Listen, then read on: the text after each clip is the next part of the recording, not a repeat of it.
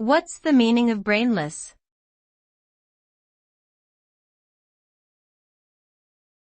Brainless.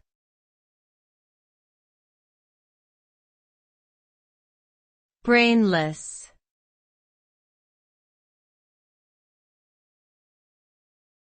Brainless.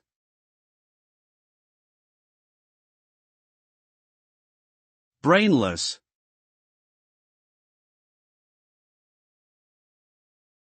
The term brainless is an adjective that is commonly used to describe someone or something that lacks intelligence, common sense, or creativity. It often refers to actions or decisions made without any thought or consideration for the consequences. People who are brainless are seen as foolish and lacking in critical thinking skills. In some cases, it can also refer to something that is too simplistic or lacking in complexity.